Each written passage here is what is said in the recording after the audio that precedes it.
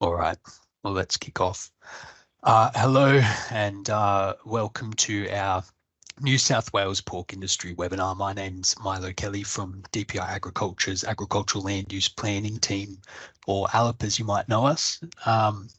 Along with our Paddock to Planning Forum series, which is on agricultural planning issues, we run these industry profile webinars which we hope can provide planners, council staff, and anyone else who joins with a bit of insight into our agriculture industries in New South Wales.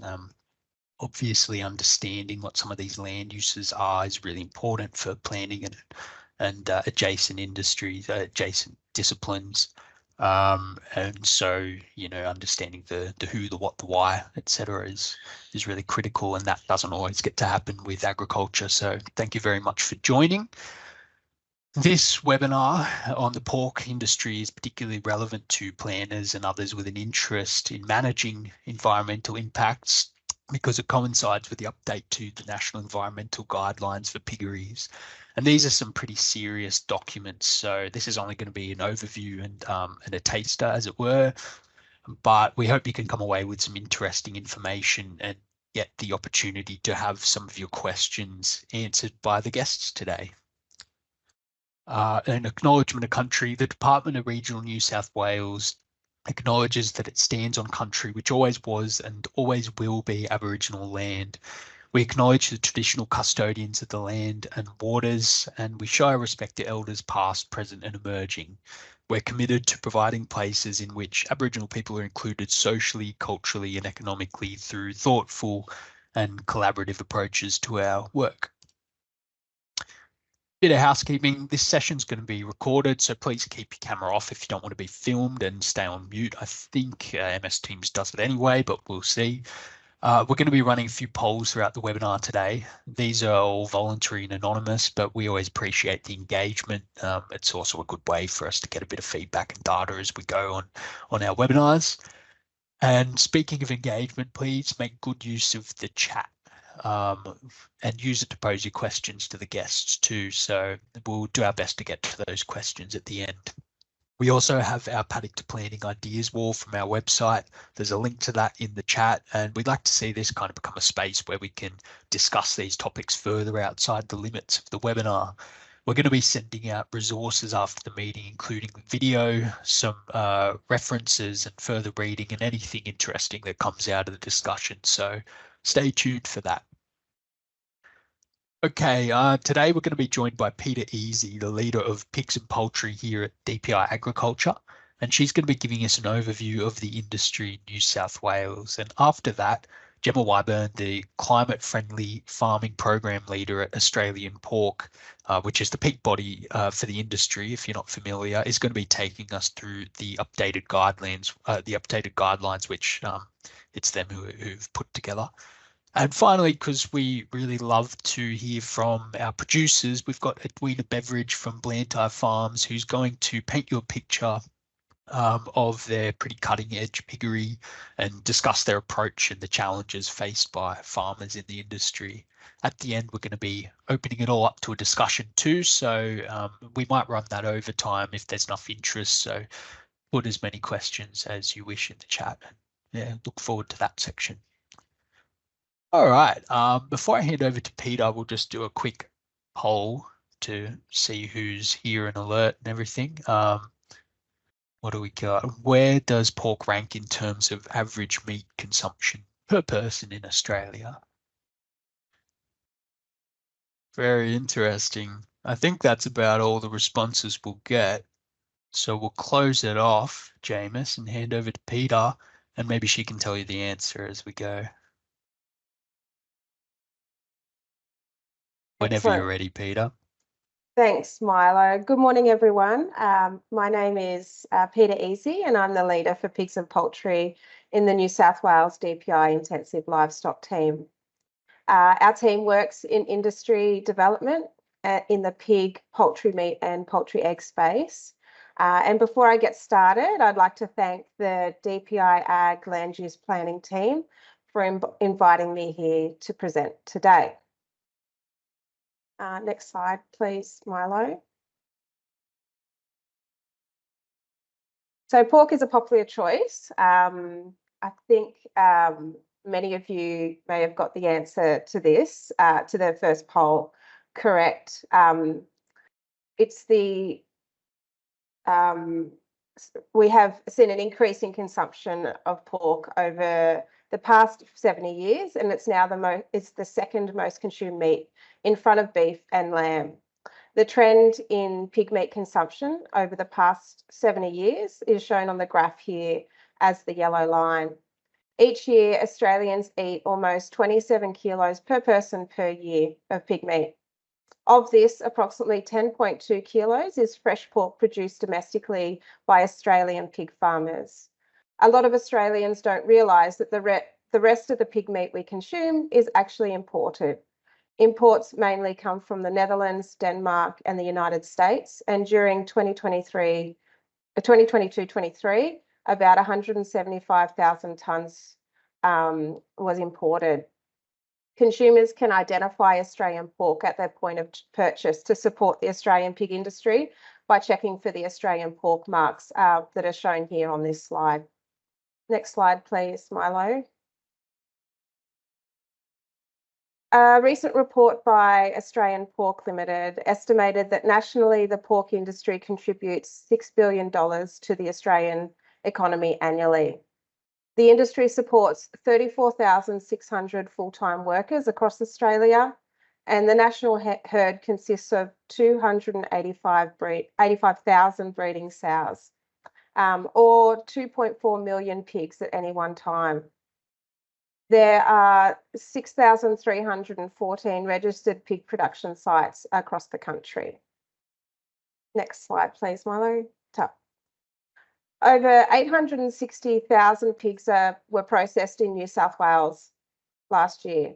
In terms of the contribution, you can see from these graphs that New South Wales processing now makes up about 15% of the total pigs processed nationally. The number of pigs processed in New South Wales has remained consistent for the past 15 years. However, growth in processing numbers interstate has seen an overall contribution from New South Wales decline slightly. It's important to note that this slide reflects processing numbers, and there are New South Wales-based farms that send their pigs interstate for processing, and conversely, abattoirs that accept pigs from interstate. So despite these recent trends, the pork industry remains an important agricultural commodity in New South Wales. Next slide, please, Milo. In the 2023-24 financial year, the gross value of production for the New South Wales pork industry was over $250 million. The industry generated 1,924 jobs across the state, contributing to $167 million in pig industry wages. There are around 63,000 breeding sows in New South Wales across 350 commercial piggeries. These piggeries produce 65,000 tonnes of pork, and approximately 10% of this is exported. Milo, I think we might have a poll for everyone to participate in, another one. So the question for this poll is, do you have a piggery in your area? So there's 3 answers to select from: yes, no, or unsure. We'll just give you a minute or so to respond.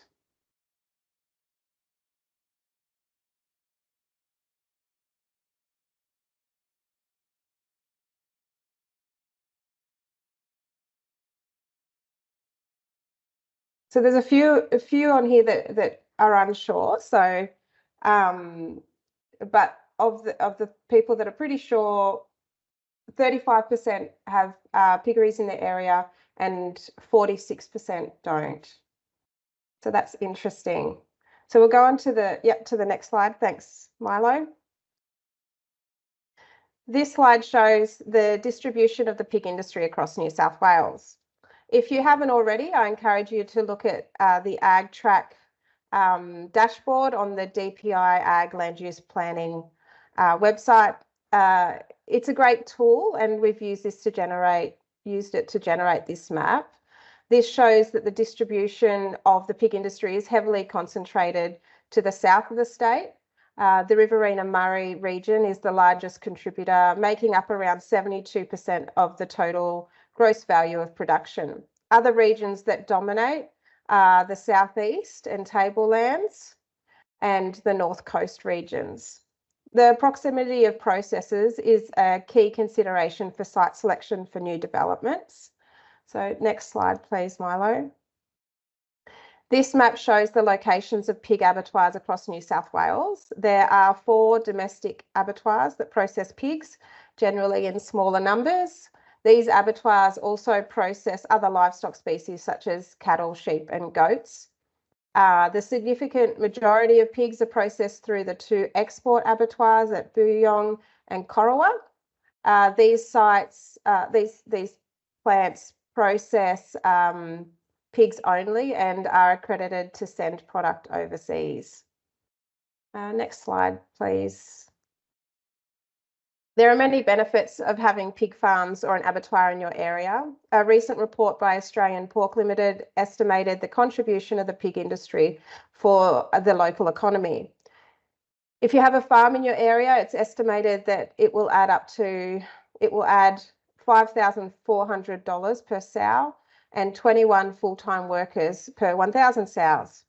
If you have a pig processor in your area, there is an added benefit, with each sow estimated to contribute $7,700 to the local economy and 36 full-time workers per 1,000 sows. Despite these quantified financial benefits to the local economy, farmers are faced with many challenges as part of operating their enterprises. I would like to run through a few of these now and try and connect these challenges to some of the infrastructure decisions you may see as part of a development application or even on a site visit. Next slide, please, Milo. Compared to many other commodities, the pork industry generally implements quite strict biosecurity measures as part of mitigating the disease risk for their operations.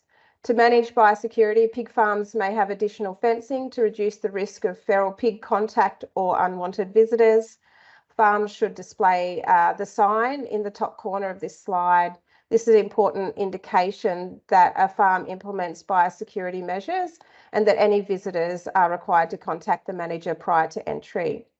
Other additional measures to maintain biosecurity include the installation of wheel washers at entry points, the construction of shower or changing facilities, and site offices to manage movements into the production area. Other management practices you may notice if you visit a piggery is the use of foot baths or designated site boots and hand wash facilities at production area entry points. Piggeries may choose to separate breeding and growing sites across their operations to mitigate their biosecurity risk. As visitors, it's very important that we abide by a farm's biosecurity procedures to minimise the risk of diseases, including foot and mouth disease and African swine fever. Next, Milo. Australian pork is considered a low emission protein. However, there are some external pressures on the industry at the moment. The New South Wales EPA has recently released a climate change policy and action plan that aims to encourage regulated industries, including the pork industry, to reduce carbon emissions. Coles and Woolworths have publicised their commitments to net zero, which will have an impact on those that supply these retailers. Financial institutions have also set net zero targets to reduce financed greenhouse gas emissions in their loan portfolios. That will also have an impact on some farmers. These external forces are moving producers to look at ways they can reduce their carbon footprint, with many installing solar or methane capture on their properties. I believe Edwina will talk about what she's done on her farm a little later. Other areas of focus for the pig industry as they work towards these targets include reducing feed conversion ratio for their herds and minimising heat loss of their facilities, which may include investment in new sheds or upgrades to existing ones. All piggeries produce manure, and nutrient management is an important consideration for all piggeries. The nutrient management practices depend on the type of piggery. For example, conventional piggeries generally have effluent ponds, whereas deep litter piggeries might compost their used bedding materials. Some sites have a combination of management practices and may look to change their nutrient management practices over time to better utilise this resource. Utilising pig manure as fertiliser can be an important part of the wider enterprise. Another challenge for the industry is workforce. As mentioned earlier, the industry generates 34,600 full-time jobs across Australia, and it's been hard to source all these workers locally. Piggeries can be a great place to work, but the work's not for everyone. So the industry has had to rely on overseas skilled workers. Some piggeries may encourage or support their workers by providing on-site accommodation, and planners may see adjacent accommodation for workers as part of development applications. Finally, I just wanted to provide a bit of an outlook for the pig industry. The Department of Agriculture, Fisheries and Forestries has predicted that the value of pork meat production is expected to increase by 2% to $1.7 billion in 24-25. They expect that the demand for pork will continue to grow, but overall share of meat consumption is expected to stabilise. This consistent growth will continue to be positive for the pork industry as a whole. In terms of behavioural change, Australian Pork Limited recently reported that 60% of the pork industry aims to use water recycling and renewable energy by 2030. I think pig farmers will continue to adapt and make changes to their operations to stay competitive in an increasingly complex marketplace.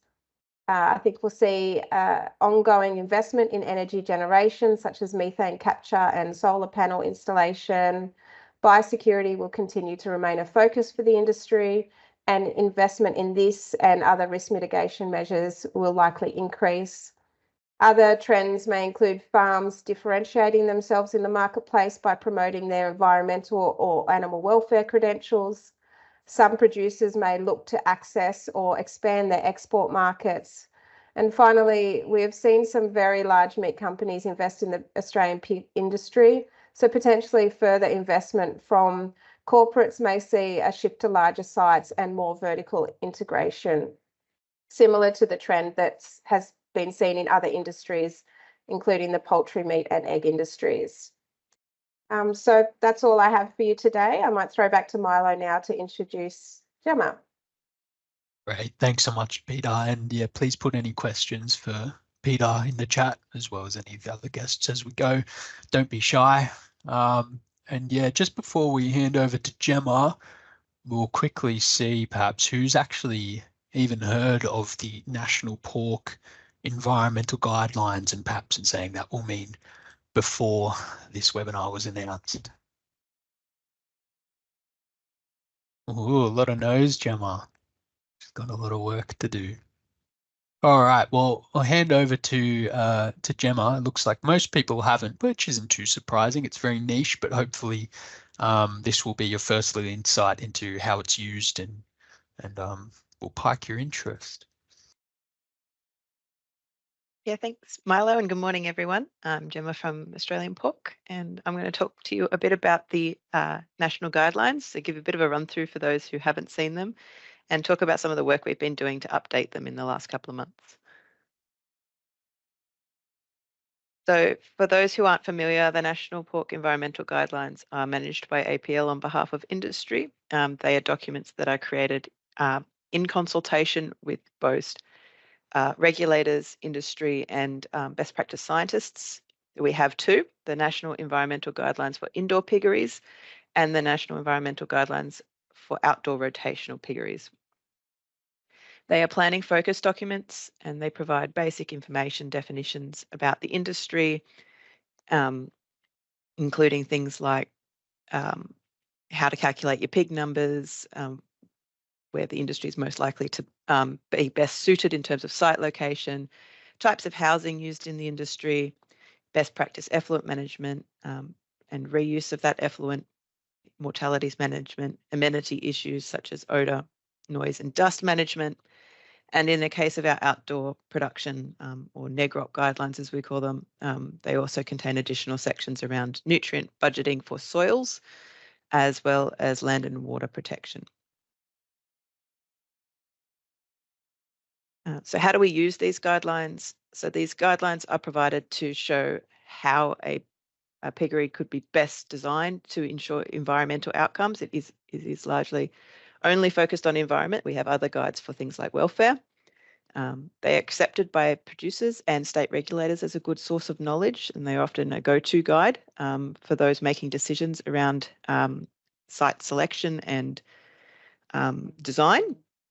So they're used by, from our side, we see them being used by producers and their consultants to build and develop development applications that are supported by science-based evidence of best practice, and then are used by planners to understand how those decisions are being made and to reference back to make sure that they're in that the guides that they're seeing are in line with what is accepted as best practice for piggery design.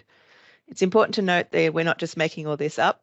These guidelines are backed by significant investment into research under Australian conditions. At Australian Pork, we invest over $5 million annually into research across all aspects of production, and a significant portion of that goes into the environmental research every year.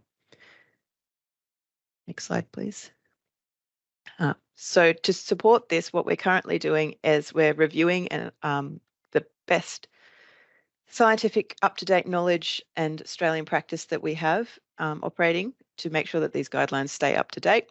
And we're looking at new and emerging areas of interest, such as low emissions farming, and making sure that any new and emerging regulatory requirements are reflected in these guidelines where it makes sense to do so. Noting that these are national guidelines, so they're not going to have all the specifics required to a state, but we do try and align them as much as makes sense where we can. We also are looking not just at these guidelines, but also looking to make changes potentially to our APIC program. And the APIC program is the Australian Pork Industry Quality Assurance Program, which is an additional level of assessment. It's third-party audited and managed that provides assurances to those buying products that have been certified under the program that these are coming from well-managed, well-looked after farms and are going to be a high-quality product. Part of these guidelines is we also provide tools and information associated with these guidelines, which I'll talk a bit about later. So these tools are also being assessed at the moment to make sure that they are up to date with the most current methods for calculating things like effluent amounts and soil management. Slide, please. So what are we finding from this review? These are our major findings across both documents. So in terms of regulation changes, most of the changes are not happening in New South Wales. We're seeing more changes in Victoria and Western Australia, primarily around environmental licensing and tougher requirements for composting and reuse of manure and effluent, and some changes to their planning schemes, which are largely affecting outdoor production, but does happen to both. As I mentioned, we're seeing a lot more interest in the last little while around low carbon pork and options to reduce emissions. And we've had a fairly strong research focus on that area in the last couple of years as well. So making sure that we're including aspects of that that aren't currently in the guidelines to make sure that we have our emissions benchmarking data up to date and guidance on how to reduce those emissions. Bigger focuses on resource efficiency that we're seeing from across all states with the increasing focus on the circular economy. So looking at areas, making sure that our feed efficiency, waste minimisation and reuse are really top of mind. We have updated data and research on mitigation options for odour, dust and noise, particular to outdoor production that we are looking to add into the guidelines. And also we've done a significant amount of work around nutrient management and the best practice options like moving of facilities and mapping throughout paddocks that we're looking to incorporate as well. We also, as part of this work, we didn't just look at the science and the published literature, we also went out and spoke to a large variety of people, including 18 state regulators across a variety of government departments across the nation, including both environmental protection agencies as well as agriculture department representatives. And this is some of the feedback that we've got, which is really encouraging to us and also shows us the best places to focus on to help make sure that these guidelines are most useful to everyone. So the general feedback is that the guidelines are clearly written and a good science-based guidance, but we are seeing from the regulatory side that increasing focus on risk mitigation, particularly from the EPA side around human health, is becoming a bigger focus.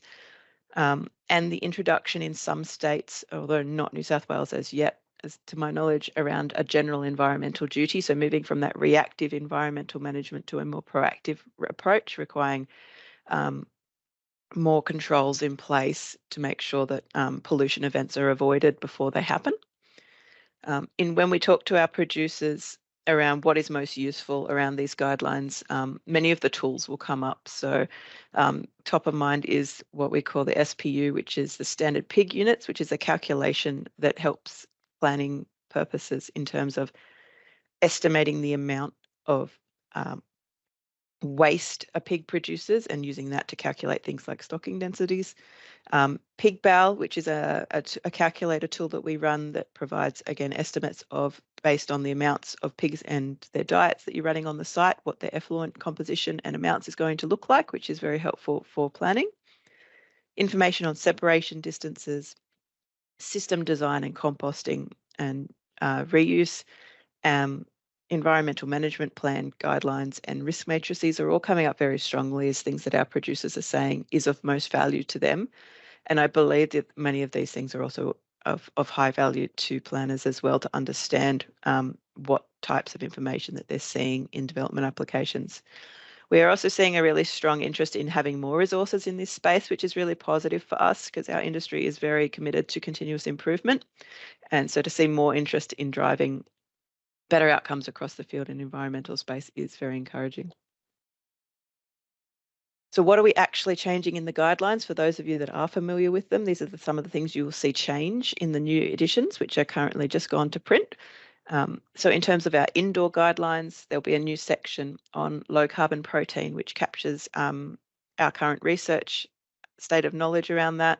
So in terms, for example, in terms of general national numbers, in terms of carbon emissions, we are a low carbon protein sitting at about 3.3 kilos of carbon per kilo of live weight produced. That's both indoor and outdoor as an average. So we're fairly low and considered some other proteins. So we're putting in a section about that and also the current available options to further reduce that and better manage carbon emissions. We're putting in more focus on the circular economy, as I mentioned previously, particularly around energy and waste management and the best ways to make sure that that is not wasted and is put back into good use in an environmentally friendly way. For our indoor focus on those effluent ponds that Peter mentioned, we're looking at updating information on sludge accumulation and removal based on current research that has occurred since the last update of these guidelines. We also have a whole new section on biogas, which is one of our options for reducing our emissions footprint as well as improving our resource efficiency, which Edwina will touch on a bit more later. But we have putting in some design options and some considerations around for those looking to adopt that technology. We're currently sitting at about 30% of pork produced in Australia is produced under one of these biogas systems, which is quite good because if you can manage to mitigate those emissions for an indoor piggery, that's a large percentage of your emissions removed from the system. We have more information going in on compost monitoring in line with the updating of the compost standards. And we're overall increasing information on risk and risk mitigation throughout to better reflect that general environmental duty that we are seeing being implemented across states.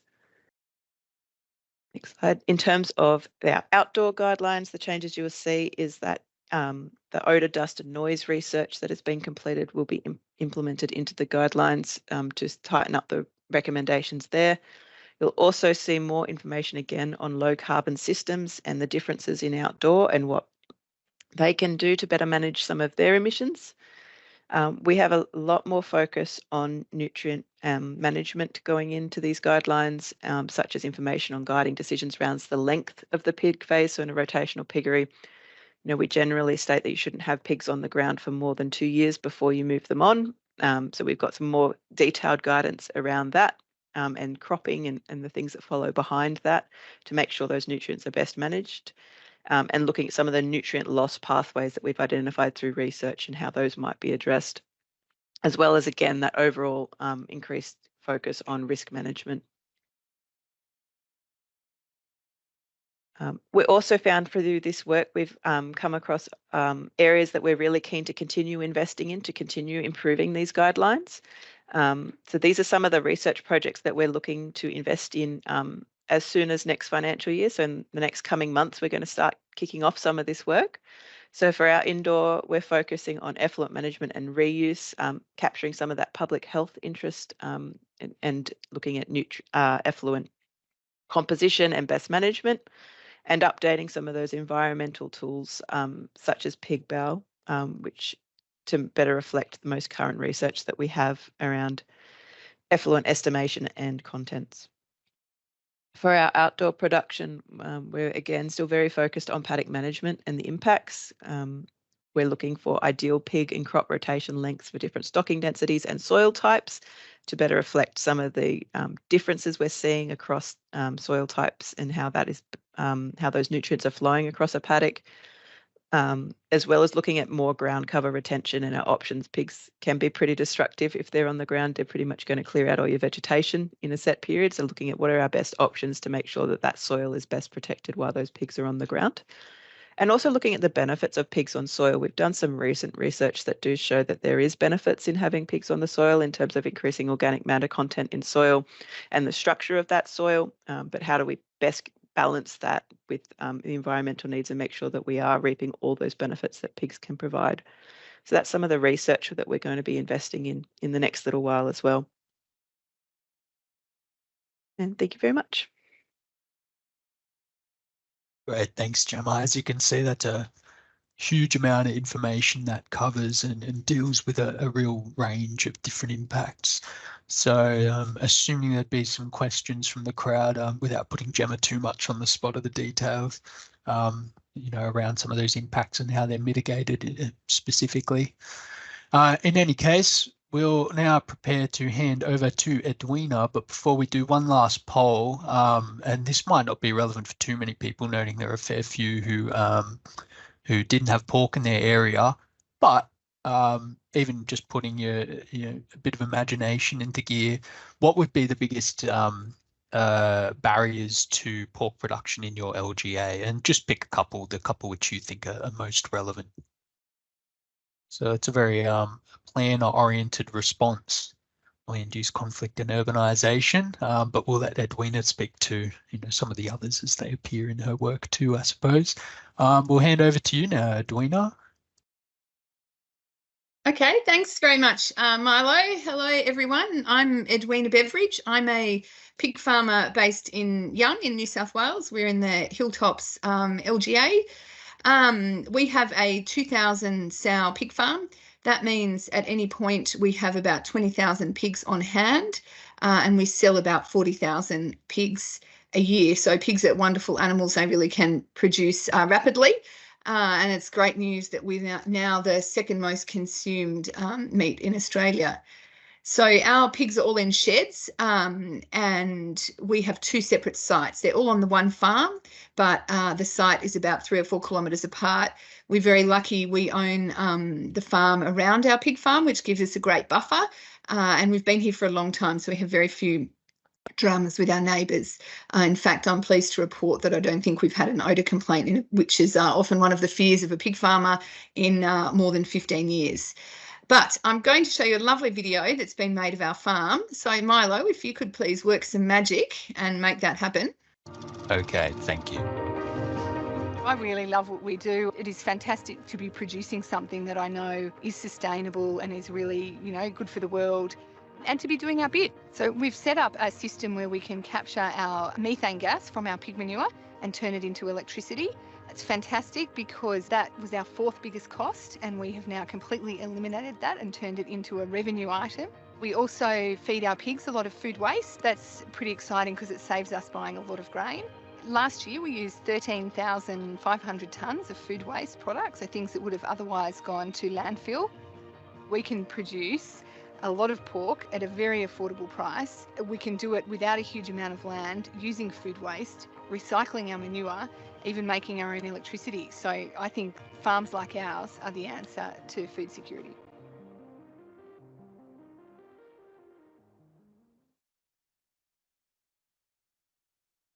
Okay, well, Milo takes it back to the slides. I'll keep going. I hope you enjoyed that. I love that video. So our pig farms are all what you call a conventional shed. So that means that we have concrete floors, and then the pigs are raised up on a raised floor. Sorry, next slide, Milo. Are raised up on a above the floor, on a raised floor, so their manure drops down underneath them, and then we get to flush it from the sheds, and it goes down into our covered anaerobic lagoon, which we call our gas dam, before entering the rest of the effluent system. The sheds, as you can see, all have natural ventilation. So there's thermostats inside the sheds that control the blinds, and the blinds open up and down automatically. So this morning, while it was a bit frosty, all the blinds would be shut, and by now some of them, with the bigger pigs, because the pigs generate a lot of heat themselves and can warm up the shed themselves, they'll be starting to open up as the day warms up on a day like today. We supply 100% of the feed and water for our pigs. That's quite a responsibility, to know that you have at least 20,000 animals dependent on you every day. Different to sheep and cattle, where they're in a paddock and it's a bit easier to look after them. Every shed will be walked through by someone every day. So some areas there are people around all the time. Other areas, the pigs will get checked once a day, looking for pigs that are sick or to treat, or looking for dead ones to take out of the shed. We also supply all their water. So we have a couple of bores on the farm that we use. We also have a couple of big dams where we catch rainfall, and we use those as water sources throughout the year. As far as environmentally and reporting goes, we have 2 EPA licenses for each of our pig farms. We have to test groundwater once a year, and we do soil testing. And we also have to track how much manure we use as fertiliser on our farm for our EPA returns. I had my 5-yearly review just a couple of weeks ago, which all went well, which is always a relief. We also have to have a pollution incident response management plan. We also have to do NPI National Pollution Inventory reporting each year. So there is quite a requirement for pig farms to manage that. A pig farm our size, that's not so hard. We have office staff and people suitable to do that. It is harder for people who are smaller pig farms. There's quite a lot of red tape to manage, as well as managing all those pigs and the feed and the water and the effluent and everything else that goes with it. So on our farm, we're a bit different. We feed liquid feed to our pigs. That means the feed comes out looking like porridge rather than like muesli, which is what most people would do. That has opened up a world of opportunity for us to use food waste. And in that picture that you can see at the moment, you can see some grey pipe coming down that splits into a V. That is the delivery tube for the liquid feed. There are probes in the trough, so the probe will tell the computer that the feed trough is empty, and then it refills it every time it's needed. So it's all managed by computer. If the feed system breaks down, someone has to turn it back on straight away. So we have lots of alarms and things like that do wake people up in the night if needed. And we've got some great, really well-trained, competent staff who can manage those things. So a piglet, when it's born, weighs about 1.5 kilograms. So that's like about this big. When we sell it, when it's 22 weeks old, it will weigh 110 kilos. They really do grow quickly. At their end of their life, like the pigs in the picture, they will be putting on 1 kilo a day at the end of that period, which is quite amazing. Sorry, not 1 kilo a day. I wish 1 kilo a day. No, it is a kilo a day. I was about to say it's a kilo a week, but it is a kilo a day. So that's quite amazing. And they have a really good feed conversion ratio, meaning they're quite effective at turning that feed into pork. Our pigs can also, great breeders, they average about 24 piglets per sow per year. So I also have sheep and cattle, and my merino ewes, I'm lucky if I get one, and the same thing with a cow. So the pigs really are phenomenal at breeding. So the next picture, please, Milo. This is a picture of one of our weaner rooms. So this is a similar style shed to the other ones you saw. There's just a bit, instead of having Canvacon blinds, they have panel shutters that go up and down. It helps keep them warm, and we have some heating in these sheds. These little pigs, the day they're weaned, they're about 25 days old. When we wean them, they do like it warm. So we have heating in these sheds to keep them going, and they're introduced to the liquid feed at this point. So our farm has APIC accreditation. Gemma touched on that earlier. APIC covers animal welfare. It also covers food safety, biosecurity, and a little bit of environmental things. We have that audited by an outside party each year, and we have been doing that for about 25 years. But it's a great way to make sure that we're doing everything right and that the pork we sell is safe to eat, and good checks for us to make sure that we're getting things as they need to be. Recently, Australian Pork Limited has brought out a higher biosecurity module, which is an optional module as part of APIC. We have been one of the first farms to do that, and our reasoning that, biosecurity is just so important. If there is an outbreak of foot and mouth or African swine fever, we want to know we've got everything covered. And also one of our fears is that the government might put stop movement orders on. We can't hold our pigs for very long. There are always more pigs coming, and we would run out of shed space very quickly. So we hope by having that high level, we're really well protected, but also the government will let us then move our pigs sooner than maybe others who don't have that higher level of certified biosecurity. So that means we have a security fence all the way around the outside of our sheds. We have a controlled entry point. So when you come in, you have to sort of change your boots and step over a line, to where you can wear pig gum boots compared to outside boots. We restrict visitors into our farm and make sure that we know where they've been before they come on, and our staff are all managed the same way. So having 20,000 pigs on hand, we do want to know that we're not going to introduce a disease to them. So the next slide, please. We have 45 wonderful staff. The longest term one is up to about 30 years having been here, and the newest one started last week.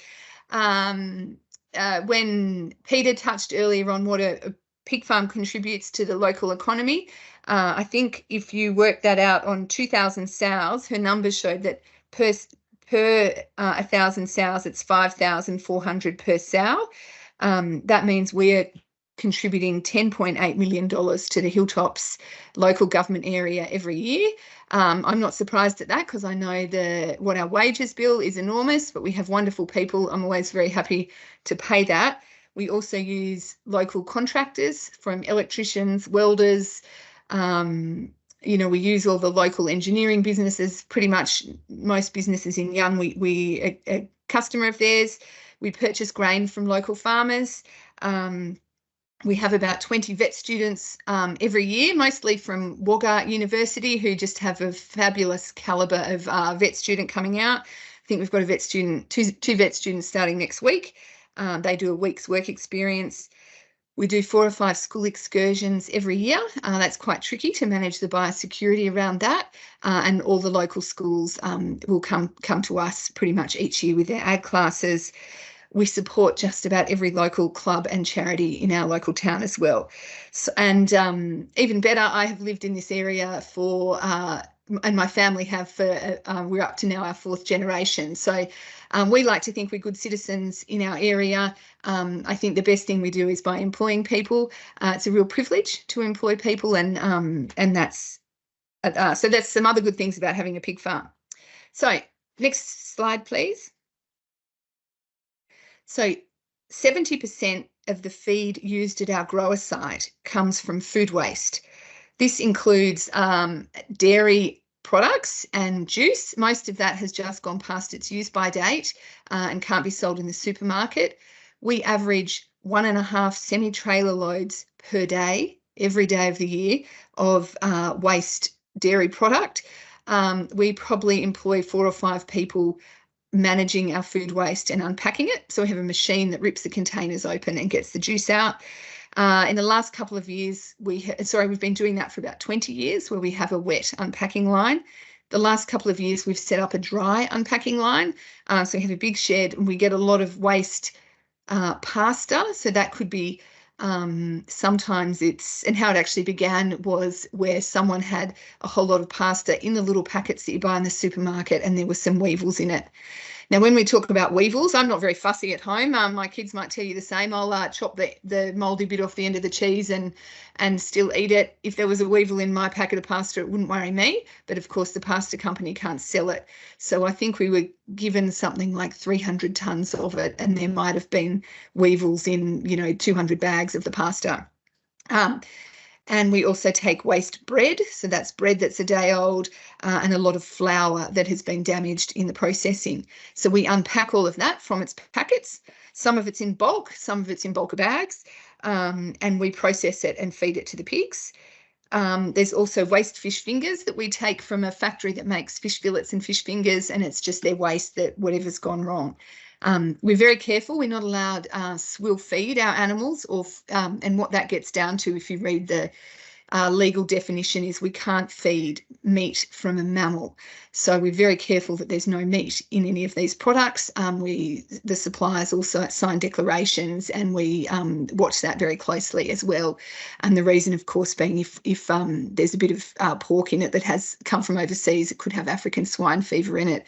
If our pigs eat it, we could catch African swine fever, which I promise you we don't want. So that's a good story on our food waste. It just keeps coming. The longer we've been doing it, the more products find us.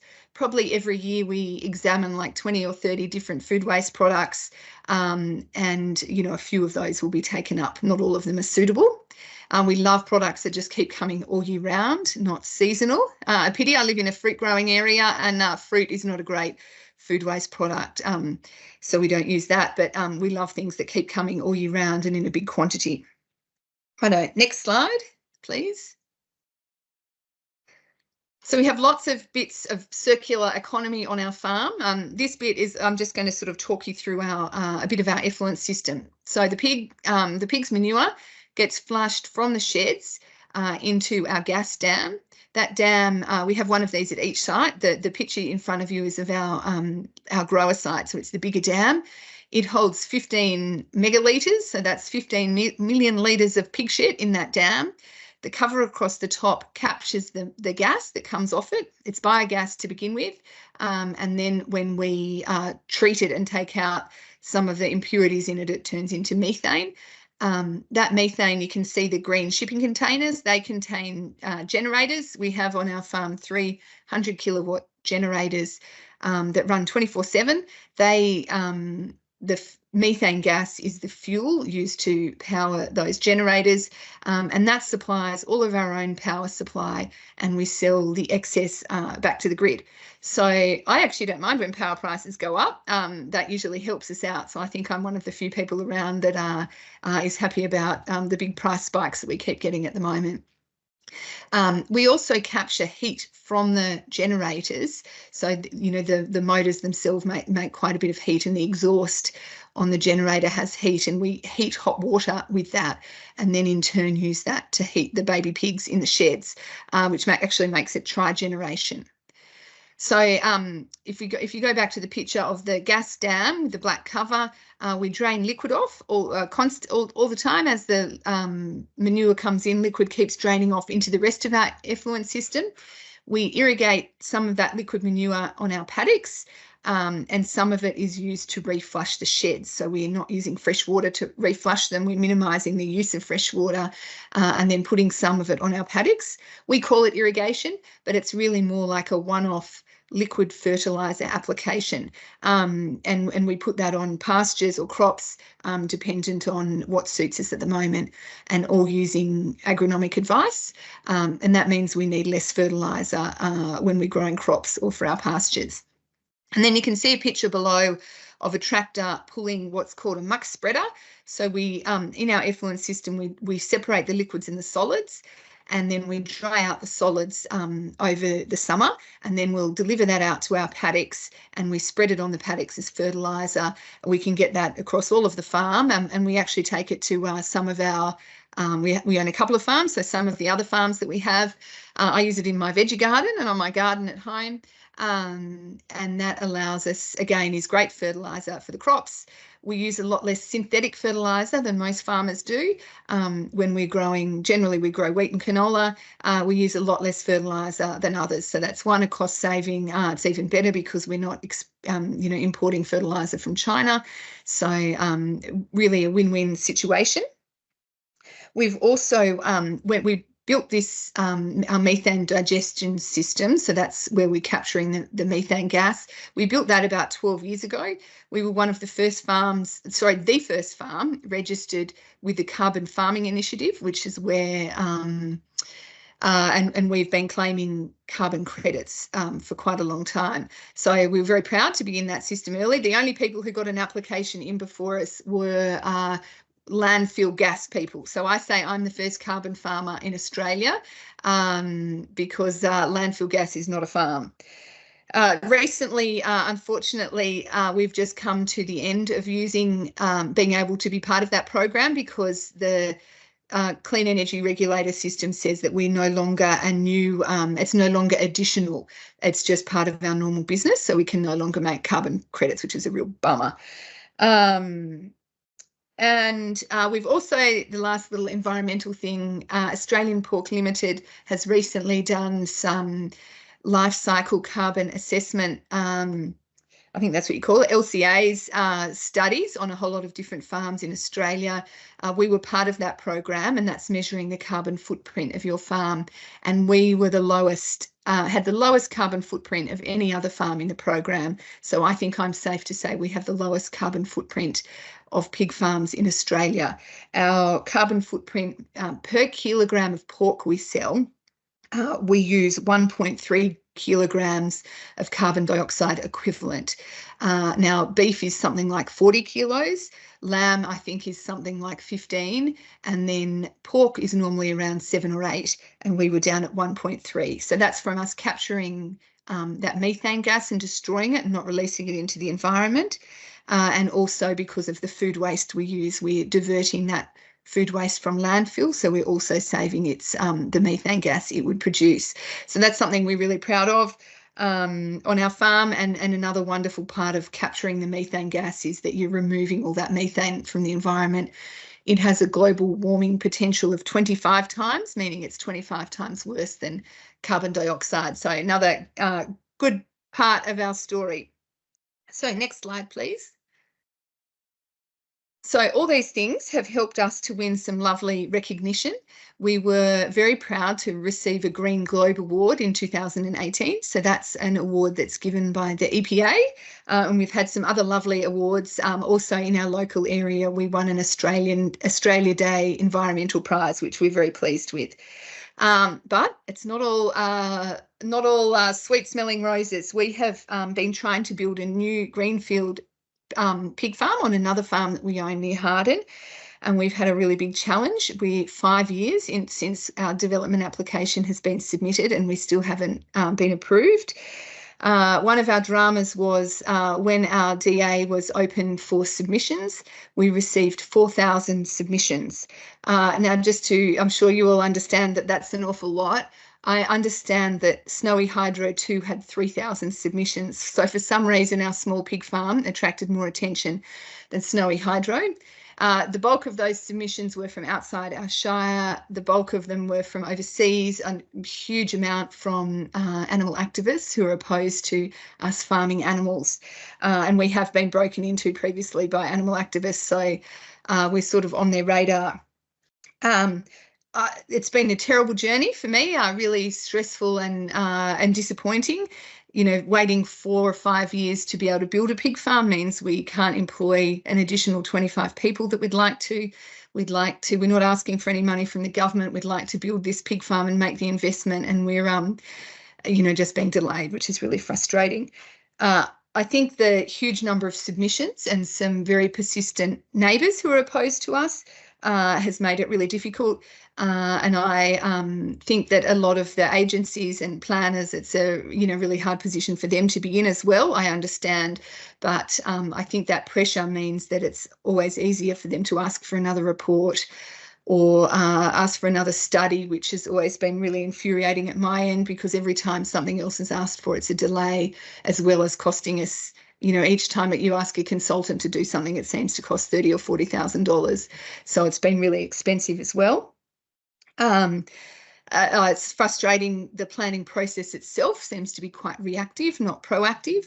Everything else we do in our business is quite proactive, so I've found that a real challenge to having to deal with that aspect of planning. And look, it hasn't just been a cost to us. Harden, where we would like to build this small town, this pig farm, is a really small town. It's got a population of about 2,000 people. 25 jobs in that area would make us one of the bigger employers really quickly. It doesn't have a lot of jobs in Harden. Quite a few people drive from Harden to our farm at Young, and that would be, it's really, sort of holds the town back as well. Of course, some of my neighbours who don't want a pig farm built next to them would say the opposite, and they think that it's going to be Armageddon if a pig farm is built anywhere near them.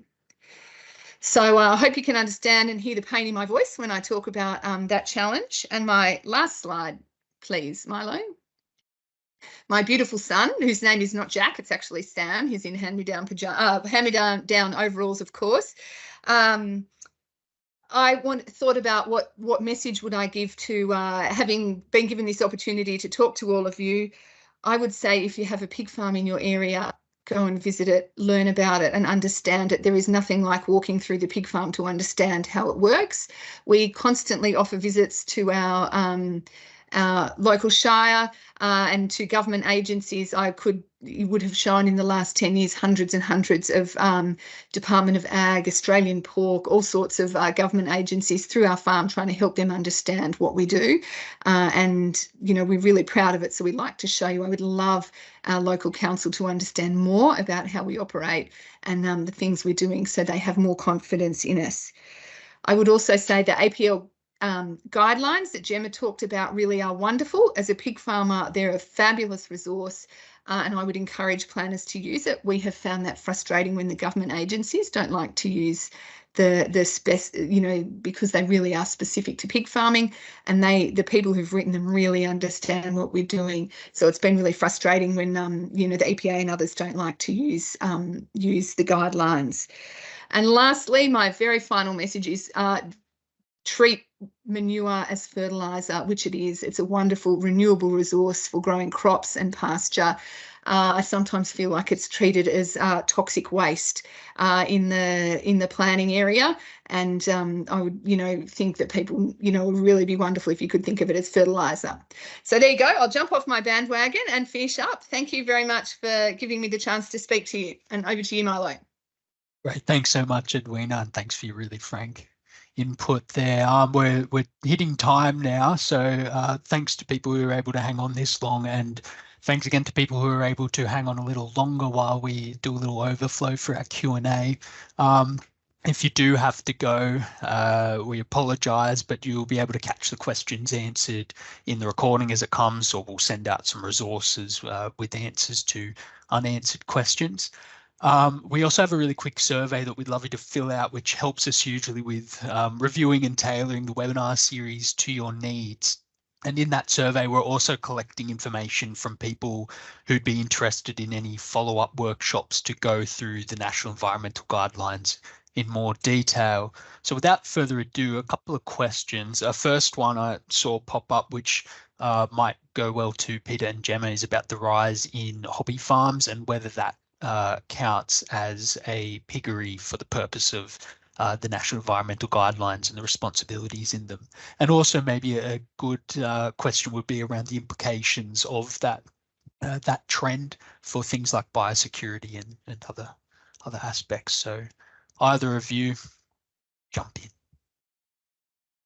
I guess I that can survey start. should be in the chat. Sorry if you didn't see it. I guess I go can ahead. start, Thanks, and Peter Gemma. might want to add some more specific information. So yeah, when we're talking about the industry and the numbers, we generally don't count hobby farmers. So we call anybody who owns under 8 pigs a pig keeper, and they are generally not as engaged or very rarely engaged with us as an industry body. They are filling out things like our national traceability system when they move their pigs and things like that. But in terms of the environmental impacts and things like that, they're not caught because they're not generally caught by planning requirements as such for those low numbers. That's not to say that the resources can't be used by them, but they are tailored for slightly bigger farms. I think that answers the question, Milo. Obviously, everyone needs to check their local government guidelines around whether they can keep pigs as well. Too good. Edwina, we had a question about how much food packaging waste do you dispose of each year if you track that as well coming from these waste streams? Yeah, sure, we do track that. Not all of the food waste product comes in packaging. Some of it's in bulk, but there is quite a bit of packaging, and we bale that up in the process. All the cardboard gets recycled. Some of the plastic is recycled, but it's harder and harder to recycle the plastic now. If it's mixed, it's difficult. So we do take that to our local tip, and we might take it's quite bulky, but it doesn't weigh very much. So we probably take 4 or 5 tons a month. Goes to either through the local tip or to the landfill site. But we can reduce one semi-trailer load, so that's 22 pallets of dairy product or milk or something like that, and we can reduce that usually down to about 1 bale, which is the size of a wool bale, if you know that size. So I think despite we've still got some plastic to get rid of, but we're massively reducing that as well. Fantastic. So this one was for Peter about the, I think the Australian Pork Industry State of Play report. Is there any sort of comparative studies taken with regards to other countries like the USA, Netherlands, and other key importer countries, perhaps about pig farming versus Australia? Maybe one I'm for not Gemma too. Yeah, I'm not sure. Gemma might know this one, whether APL compare it, but we might have to take that on notice. Gemma, do you know? Yeah, we generally don't compare because we're a largely domestic industry. So 90% of the pork produced in Australia stays in Australia. So we tend to focus more on Australian because the way it's farmed overseas is quite different. But I can still double check to see if we do have any of that comparative data. Wonderful. This would be a question from me because we don't have too many in the chat. So get in if you're keen with any questions. But how important is proximity to processors in the industry? How far, either in hours or in distance, would you need to be from an abattoir?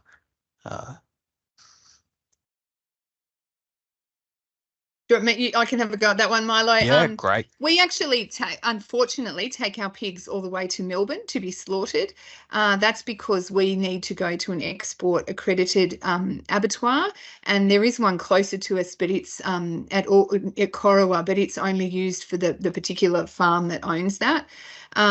So it is a long distance. I think I think it takes our pigs 7 hours to get there, which is not ideal. But I'd love an abattoir to be built closer. I'm always hopeful that will happen in my lifetime. But again, it might take a while having to get development application consent for that. So that's how far they go. Very good. Well, I think we had another couple of questions, sounds like, regarding your development application. Yeah, I've seen that there, Marlo, if you'd like me to have a quick response. Please do. Yes, part of the process of building our development application is after our application had been submitted, a neighbour applied to put a house, I think 20 metres from our boundary on 2 sides.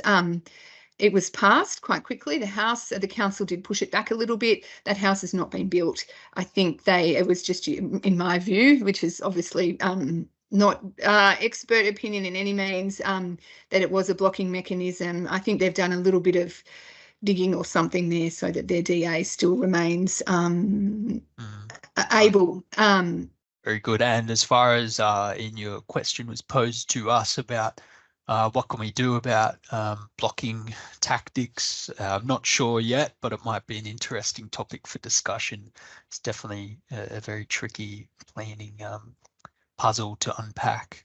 Now, Edwina, there's a few more to you. I'm sure naturally people are very interested in getting to chat to a farmer. What preparation do you have you done for, I guess this is an emergency animal disease outbreak? What are the key? Yeah, right. Great. Thank you. As part of the higher biosecurity level that I talked about, we have prepared a plan for an emergency animal disease. I've also been quite involved with the DPI in helping with them helping us and us helping them to write some of those plans. So we do have a plan. We have identified sites where we could dispose of our animals if we ever had to. So if there is a terrible outbreak of foot and mouth and it was at our pig farm, the DPI would come in and we wouldn't be able to move any pigs anywhere, and they would destroy all of our pigs and we would try and bury them or do whatever. And there's been some great studies with the DPI and APL working out the best way to dispose of them and things. So we do have a plan. Who knows how helpful that will be, but we've done what we can to think about that and plan that as well. We also have, we try and keep extra feed on hand. So if we can't bring trucks in or out, we've still got feed to feed our animals. And we've written up in the plan, it includes how you might dispose of them, how you might destroy them. They talk about the 3 Ds, which is destruction, disposal, and decontamination. So we have a plan covering that. Very good. I think we had one last question to you about water. Oh, lovely. Got some more coming in. How about your annual water consumption? Right, we use about 60. We have a couple of bores that, and having a pig farm, you can't use a stock and domestic bore. You have to have a licensed bore. We have a couple of bores. We use about 60 megalitres a year, and we have licenses for that as well. So most of that is in, because we use liquid feed, we maybe use a little bit more water than another pig farm. So it's used for the pigs drinking. There's also some water used for hosing and cleaning and things like that. And I can see there's another question if you want me to just keep going, Milo. Please do. Cootamundra Abattoir, I drive past it. We have a farm on the same road. I drive past it often. It looks amazing. Unfortunately, it's not for pigs. Generally, a pig abattoir, if it's going to be a big one, is pig specific and has just pigs on the site and doesn't have sheep or cattle. But we have sold some cows to them, so I'm quite excited about that. Lovely. Okay, well, if that's where we're up to, we might leave it there. Thank you so much, everyone, for joining. And again, please scroll up through the chat and jump into our survey if you have the time. Should only take a few minutes, and it will give you an opportunity to leave some details for us if you do want a bit more follow-up on the guidelines. We're not sure what that would look like at this stage. We're just registering some interest. But thank you very much. Been a pleasure hearing from everybody.